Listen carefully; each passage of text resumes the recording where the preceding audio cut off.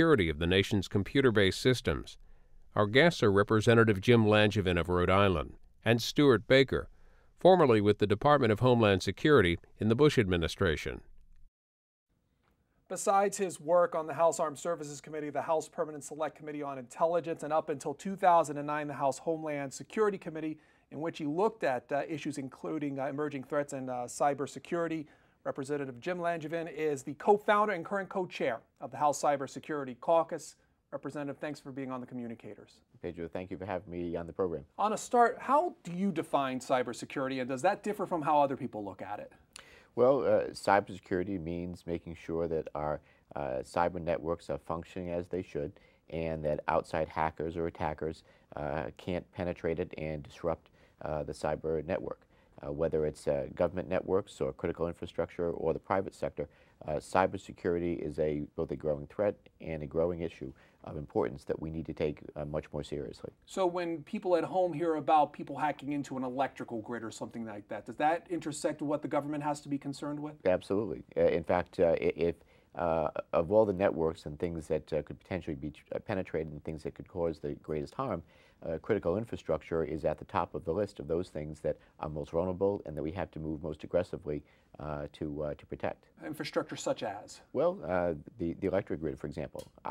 We have seen through investigations that we've conducted that there are vulnerabilities in our electric grid system through a SCADA attack, for example, and you could potentially shut down a part of the electric grid that could leave sections of the country without power for months. For example, in the SCADA threat that we saw, there's a supervisory control and data acquisition systems, generally mean that those are control systems meant to kind of regulate the power system, allowing generators, for example, to spin up or spin down depending on the load. And we found that there's a vulnerability that could allow a hacker to cause a generator, for example, to spin up out of control at 120 or 230% of capacity, burning it out. Well, these generators, for example, aren't just sitting on some shelf somewhere. You just plug another one in if one burns out. These things take months to build, ship, and install. And so you could envision how, if there were such an attack, that it would cause great harm, not only to the economy, but potentially loss of life. You use the term hacker, but how skilled does somebody have to be in order to break into a sensitive system? Well, again, it depends on the level of sophistication. It can happen at the level of a hacker, but also we have to worry about terrorist organizations, but most especially the use of a nation state, their capabilities to be able to penetrate even the most secure systems is something we need to be concerned about. Are you talking about China?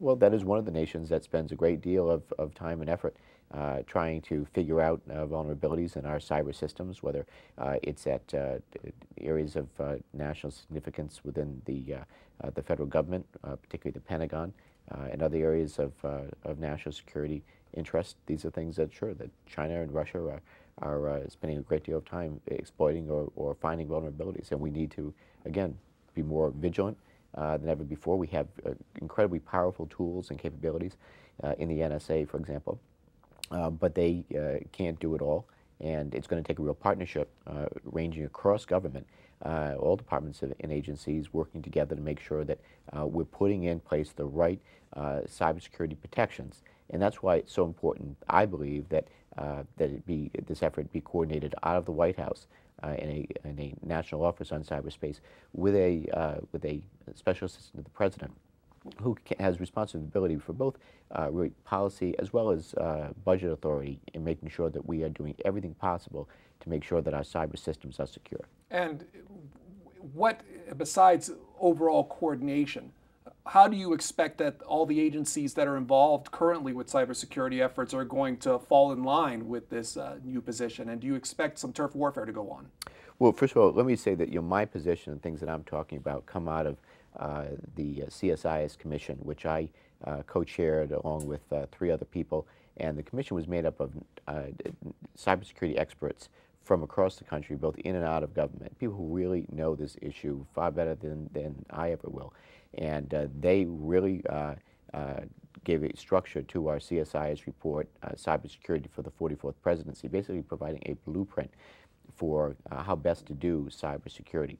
And one of the things that they talked about is that you need a real national, well-coordinated effort out of the White House that would, again, span government. Now, each department and agency would still be responsible for its own cyber networks, per se, making sure that the chief information officers and chief information security officers, CISOs, for example, are implementing policy and security measures, but making sure that it's coordinated out of the White House with a special assistant to the president that has the president's attention in his ear, making sure that these things are actually carried out in the way the president would envision. Why not take the current structure, consolidate it to an agency already dealing with this, such as NSA or DOD or one of the other agencies that have to deal with these issues? Sure. Well, NSA has some incredibly talented people as well as capabilities.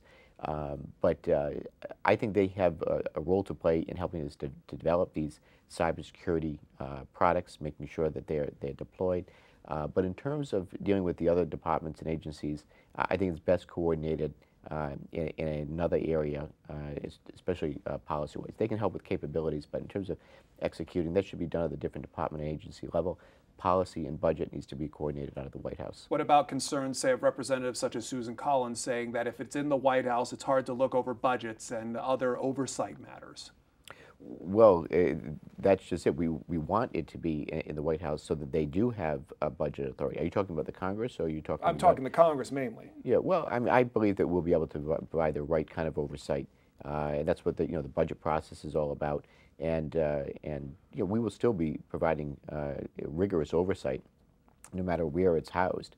But in terms of how best to do it, it's got to be coordinated out of the White House. And I'm not saying that DHS hasn't tried to do a good job, for example. And although I was critical of the Bush administration for not taking the issue of cybersecurity more serious early on, at the end days of the administration, the last year or so of the administration, they did take a positive step forward by launching the Comprehensive Cybersecurity Initiative, and we've taken, I think, some positive steps forward.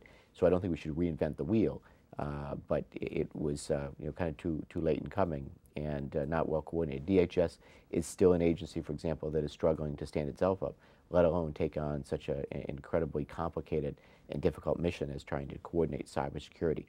They have a role to play, and I think U.S. CERT should stay within DHS, but in terms of coordinating policy and budget authority, it's got to be out of the White House. So by coordinating it, does that suggest a dissatisfaction with how other agencies have managed this so far, not only DHS, but NSA and others? Well, it's not I would say that they're trying to do their job, and in some respects are doing it well. It's just not the best way to go. It may be a good way, but not the best way. The best way is, again, better coordination and direction out of the White House. If this is a single office we're talking about, who heads that? What skill sets does the person bring to the table as far as abilities are concerned? Yeah, well, obviously it has to be someone that clearly understands both the cyber vulnerabilities and understands cyber networks, can also build partnerships with the private sector, particularly those that control critical infrastructure, as well as working closer with the private sector in general, not just critical infrastructure. But it's going to be a multifaceted effort, and I would start looking at it in terms of protecting government networks, which is critically important to all government departments and agencies, particularly those that deal with real national security issues, the Pentagon and such. But then also making sure that we are partnering with the private sector. Much of our critical infrastructure is in private hands. I'm not satisfied that the private sector is doing enough in the area of protecting its own networks. I think part of it is because they want the federal government to step in and pay for it, and haven't put enough in place in terms of investing their own resources into resources such as? Well, dollars. I mean, to put in place the best cybersecurity protections that they could have in place. So that's one thing. But then you also have to have better communication coordination with others, telecommunication, the banking system, and such. And there, in many ways, some sectors are doing better than others. I think the banking system, for example, is probably doing much better than our electric grid. But again, it takes both a partnership, but also coordination. If the private sector is a factor in here, are there concerns from the private sector that if the government becomes more involved in this effort, you limit their capabilities to do the businesses that they're involved in as far as day-to-day operations, eventual economic strength of the business, that kind of thing? Yeah, and you don't want to stifle innovation. You don't want to stifle commerce and growth and productivity of the country. But at the same time, there are things that could cause great harm, both to human life and to the economy, to our national security, if we're not paying enough attention to the cybersecurity issue. So part of it, for example, not only coordination and direction, some of it will require maybe legislation or regulation, but we can also do it through incentives. That's what a partnership is all about. I think the Y2K model is a good example where we addressed, or we saw a vulnerability early on, and there was a real collaborative effort between government and the private sector to avert a real problem. Thankfully, the worst case scenarios of what Y2K was going to result in never occurred. But again, I'm convinced it was a lot of it because it was a good coordinated policy across and a partnership between the government and the private sector. When does the role of letting the private industry do what they can on their own stop, and then government intervention start in your mind as far as protecting these systems?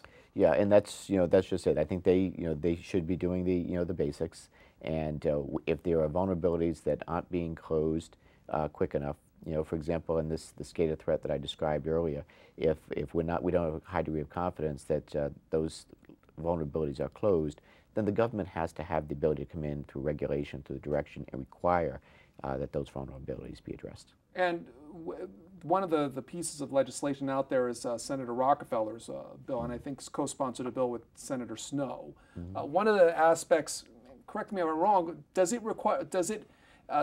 give the power, if it were to pass in an emergency situation, to, in a sense, shut down networks? Is that part of a strategy in your mind? Well, I'm still looking at the Rockefeller-Snow legislation, so I'm not going to comment a whole lot about that. But did I describe it correctly as far as that's concerned? The ability to shut down an internet network if we have an emergency situation. Did I describe that correctly?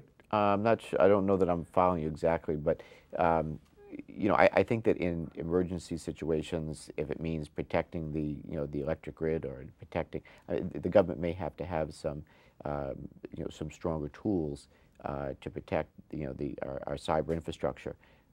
But obviously, we don't want to interfere with the flow of commerce or the ability of people to use the internet. And this isn't about Big Brother coming in and controlling the internet. I do not want to see that. What I do want is a stronger partnership. The internet obviously is an incredibly powerful tool. It's allowed us to become more interconnected, and to allow commerce to take place in unprecedented ways, and it's important for the prosperity of the country and how we interact with each other. But with those enhanced capabilities to interact means there are also greater vulnerabilities in our dependence on that connectivity and through the internet. So we have to make sure that we have robust tools in place to protect it. One of the things, the findings of the CSIS Commission said that the president himself should come out with a real policy statement saying that the internet, cyberspace is a national asset, and that we'll use all assets of national power to protect the internet and protect our cyberspace capabilities and arena. So I think that's important, and it's almost, in my opinion, like the time for a new Monroe Doctrine, if you will, and saying that this is an initiative of national importance, and we'll do what we need to do to protect it. As we talk, the White House completed a 60-day study of how cybersecurity works in the United States. Where are we at that process as far as the report is concerned? Sure. The report, as I know, is just finishing up, and very soon the administration, the president, will unveil the findings of the 60-day review and announce his plans for how we will best do cybersecurity as we go forward. I hope to be able to be supportive of that 60-day review and those findings, but I haven't seen it yet, although I have had conversations and discussions with Melissa Hathaway and also briefly with Rahm Emanuel. And so I hope to be able to, again, both have some input into it, but also be supportive, but I haven't seen it yet, so I reserve judgment at this point. But Melissa Hathaway is very capable, and she comes with great credentials, and she, in fact, she was the person that came before the cybersecurity caucus that I created, with my colleague Michael McCall from Texas. She was our first guest, and it was about halfway through the 60-day review, and she was able to kind of discuss her progress so far. And so I'm anxious to see the final work of the 60-day review. Can you say whether in your discussions with these various folks if the notion of a White House office is one that's going to be part of this report? I think that they're probably leaning in that direction, and I hope it continues. But again, I can't prejudge until I've actually seen, what they are recommending. I know it's taking place. The discussion of what cybersecurity will look like is taking place at the very highest levels of our government, at the NSC level and such. I know that the president is involved, and ultimately it's going to be his decision as to how we best do cybersecurity. But it's an important issue, and it's not going away anytime soon. We have to get better at it than the bad guys. Unfortunately, it's a moving target.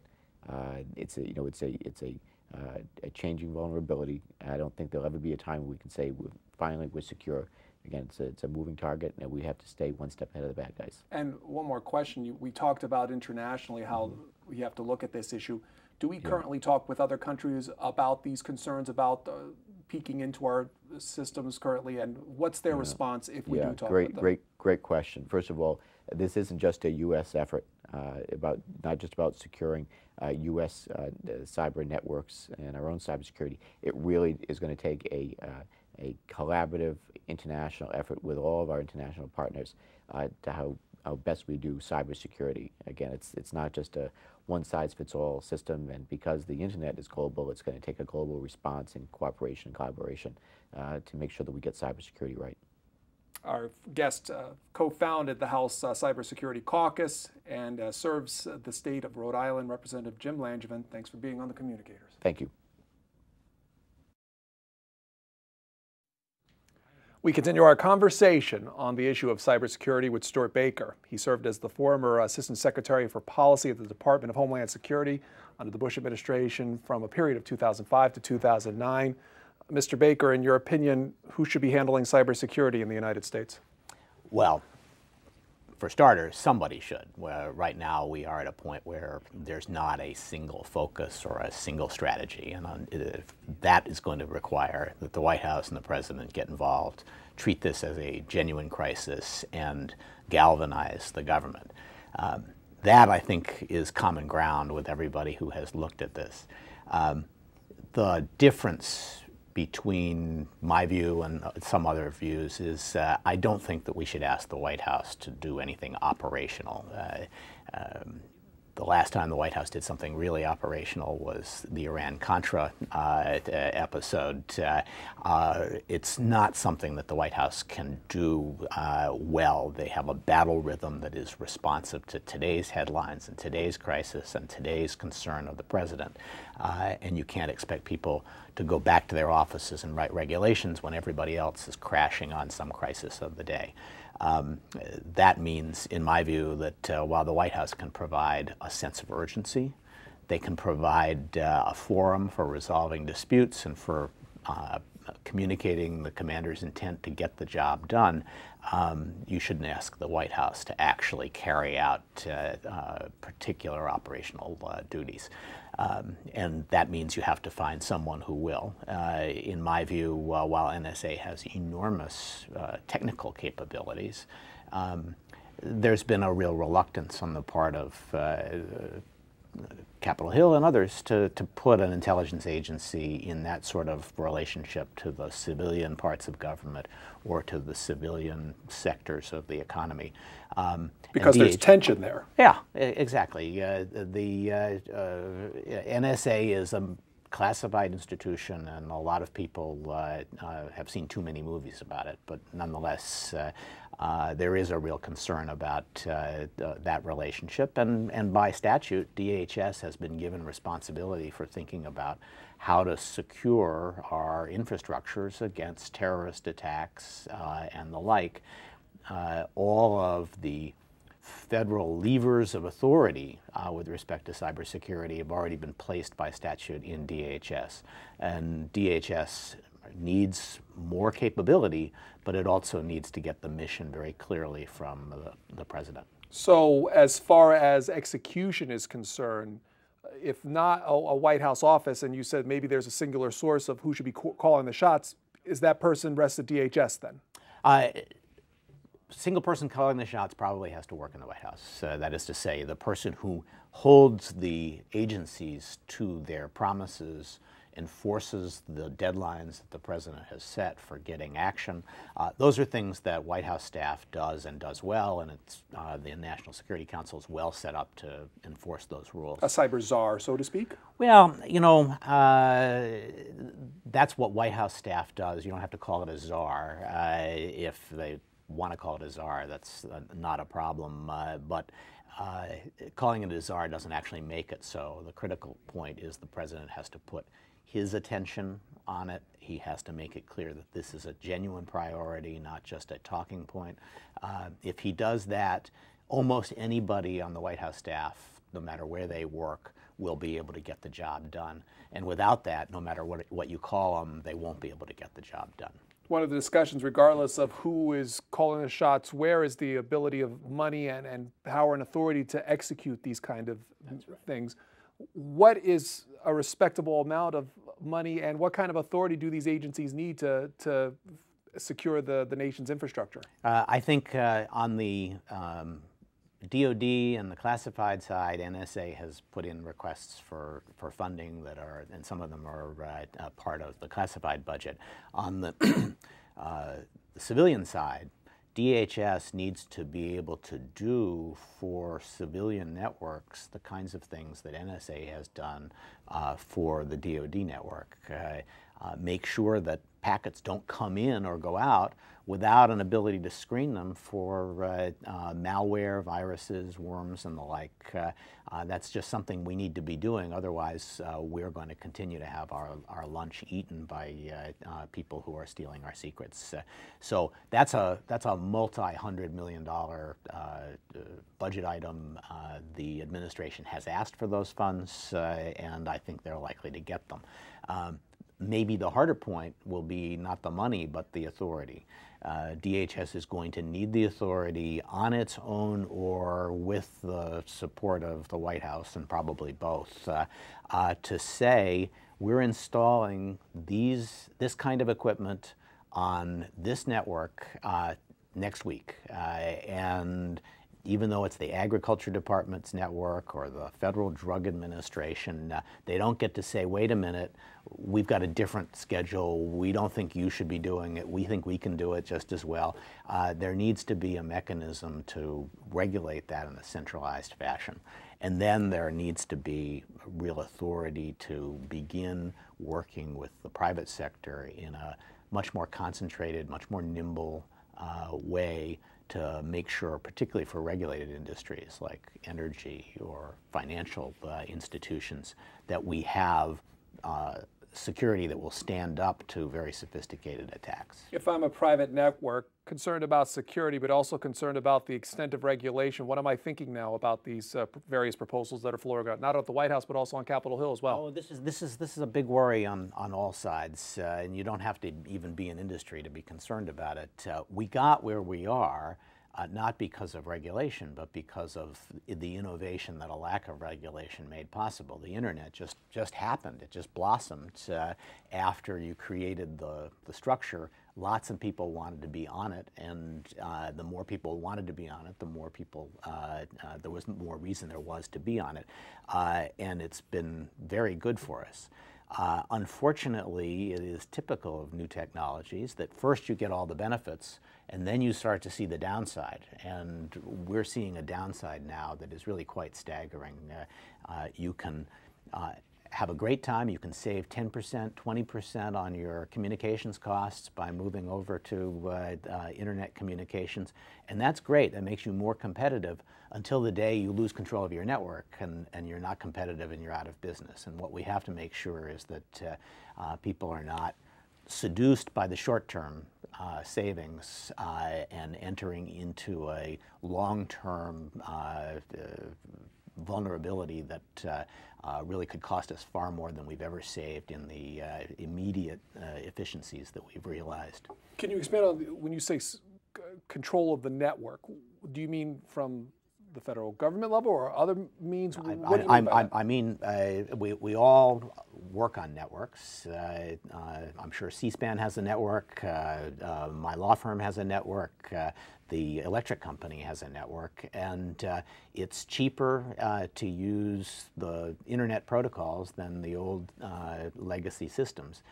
People are moving to those, and they're running their network in that fashion.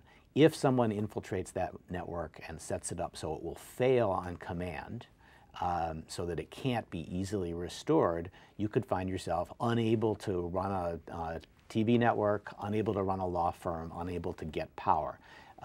Those are capabilities that are within the reach of nation states and even organized crime in the emerging era that we're entering. And we can't afford to have networks on which our lives depend subject to that kind of interruption at the whim of other nations or organized crime. Our previous guest talked about the international community's role in this, as particularly he mentioned Russia, he mentioned China. Where do we stand as far as discussions with other countries about their monitoring, or at least looking into our networks, our concerns about it, and what responses are we getting from other countries? We raise it and they deny it. I wouldn't describe this as a particularly productive dialogue. Occasionally you can get cooperation from almost any government, certainly including China and Russia, on individual criminal prosecutions. But even in a criminal investigation, it's often the case that it's very hard to get cooperation from countries the conficker worm is a good example.